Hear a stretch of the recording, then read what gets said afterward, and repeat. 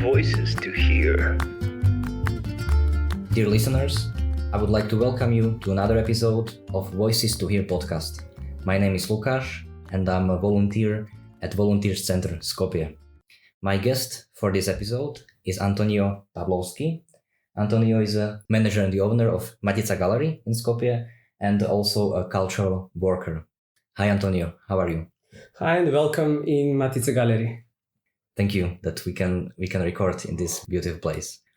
So the topic of our conversation will be the importance, the role of culture in society, and also then Skopje as European Capital of Culture 2028. So to start with, when we talk about culture, what does culture mean to you personally?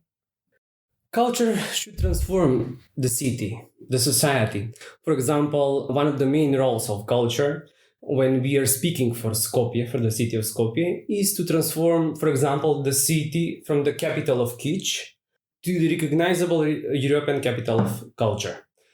Culture must integrate and include its diverse citizens into building the cultural program, not to be only the center of cultural events. Culture is very important to be proactive in the society.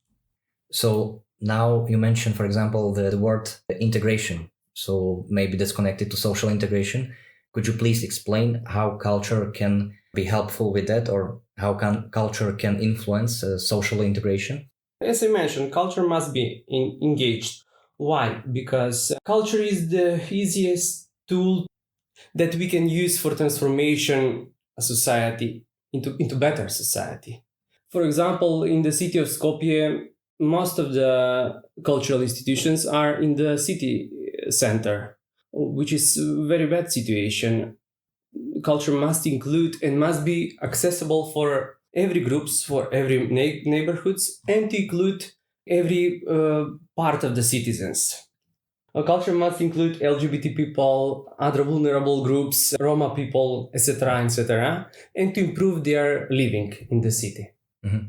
So in a way, if I understand correctly, then the culture can be as a tool for social integration of these groups you mentioned, and it can also help them to participate on the life of society. Yes, because through the culture, we can build bridges, not walls. We can integrate people, not separate, which is very important. And that way, we will emphasize their living and we will improve their living in the city. It's not to bring some cultural events to some neighborhoods in some part of the city. It's more important to emphasize their own culture. For example, for the Roma citizens in municipality of Shutka, to build some cultural institutions there. Only in that way, we can improve our society and we can integrate all groups in the city. The mechanism I hear in what you just said is that it's not culture as a tool for social integration only for those specific groups, but also, let's say, for the rest of the public. When you mention an example in Shutka, in part of the city, building some cultural institutions there to present their culture, maybe, that's what I hear in that is that the benefit of it can be that it helps to spread knowledge to other people about their history, about their culture, which can help to build a bridge, as you mentioned.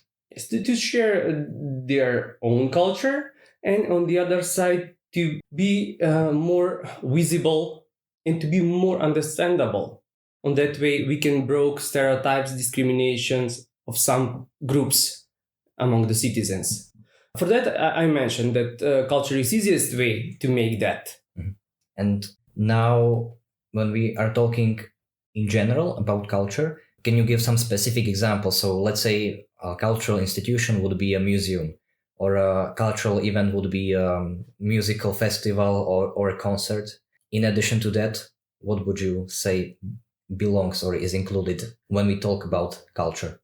For the cultural events, when we are speaking for the cultural events, I think that it's the most important thing to make cultural events accessible for everyone, to get closer to every neighborhood, to every part of the city. For example, I can mention a project of the city of Skopje, Culture in the Time of Corona. With that project, city of Skopje was a pioneer in the making cultural events in that time of the quarantine. Through that project, it was bringing the cultural events in the neighborhoods. That was also noticed by a lot of world media. On the other side, it was very important for the artists during that time, and it was very helpful engagement for them. Mhm. And it was also good financial benefit for them. For the local artists in For the local, of course, for the local. Yeah. So now in what you just mentioned about the project or the cultural events happening during COVID in Skopje, that when we had this question in the beginning, what is the role of culture in our society? Also, it can be to present the city or present the nation to others as well, to promote. And also, I don't know if activize is a correct term here, but what I want to say is, okay, during COVID, it was hard for all of us. And I think in the beginning, it seemed like life in society is getting more and more quiet. So then doing initiatives in the culture can help just to bring, let's say, a bit of hope. And then you are someone who is not only interested, but also professionally working in the field of culture for many years. You can answer in general, or for example, for the city of Skopje, if you want. What would you say is the role of institutions, of NGOs, and let's say of individuals in changing, in shaping, in influencing the culture and its development? The institutions are very important for the cultural policies, of course. I can say that we made a lot of efforts to build their capacities, to build the audience, which is very important for next events, to have good cultural public, to understand better some cultural policies, some cultural programs, etc. But also I want to mention here that also is very, very important the independent cultural stage. Without them, we cannot speak about the cultural program of a city. Now, moving to the subject of Skopje as a European capital of culture. So first of all, what does it mean? What does it mean, this title in general? And what does it mean for Skopje and for Macedonia to have this title for the year 2028? The idea of establishing European capital of culture is very old. It was first presented in 1983 by the then Greek Minister of Culture, Melina Mercury, famous Greek singer. 2 years later, in 1985, Athens became the first European capital of culture. And since then, the project began to mark a serious and rich tradition. Today, we have more than 40 European capital of cultures in Europe. European Capital of Culture is a very prestigious title, not only because of the cultural events during that year and years after that. The most important is because through the culture, through that title, a city can have better transformation. European Capital of Culture implies participatory and inclusive projects to strengthen social conclusions, as we mentioned before, for every groups among the citizens, moving from individual to collective perceptions and reception of culture. It's good to mention that European Capital of Culture is a project with a competitive nature and opens up new opportunities for cultural transformation, urban regeneration, international recognition, and visibility of the candidate city. For that, it's very important for the city of Skopje. And how would you describe the process that was behind the selection of Skopje as European Capital of Culture 2028? Actually, it's a long process. Maybe 5, 6 or more years before receiving the title European Capital of Culture. For example, for us, for the city of Skopje, we have a competition among the other candidate countries for European Union. So Skopje was in the final round with the city of Budva from Montenegro, and Skopje won. And finally we won, but also it's very important to have good program for 2028 and to use smart the title European Capital of Culture. It's very important to have a lot of events, a lot of transformation of the city, regeneration of urban paysage, international connections with other cities, with other European Capital of Cultures. So all of this that you just mentioned that is important is regarding the preparation for what is coming in the 4 years. Yes, because it's not only that year for Skopje 2028. So, for example, you mentioned cooperation with other cities from other countries. How can that cooperation look like, or how did it look like in the past?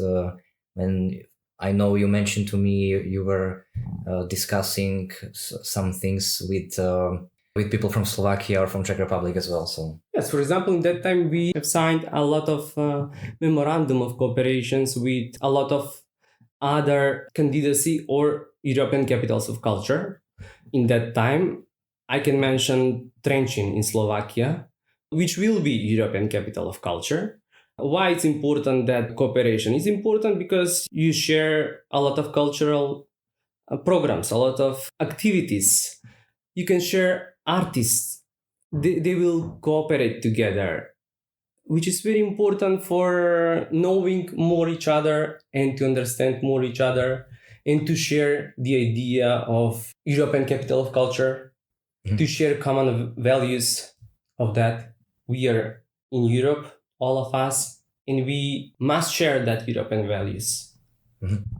And now we have talked a bit about the preparation, and I'm interested about the other phase that might be also very important, and that is what's coming after 2028. So kind of let's say maintaining the title or the activities.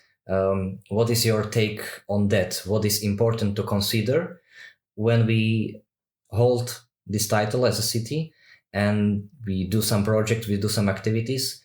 What would you say it's important to do after that? 2028 will come and will pass, but we must learn what after that, because it's not only that year.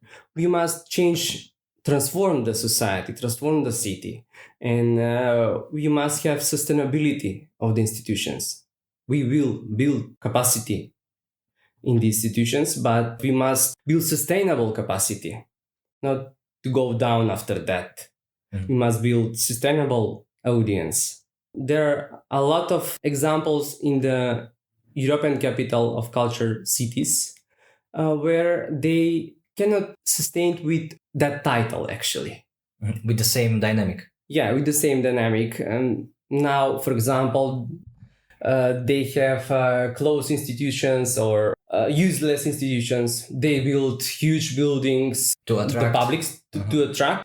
They spend a lot of money for that. For us, as I will say, small city, it's very important to decentralize the cultural institutions.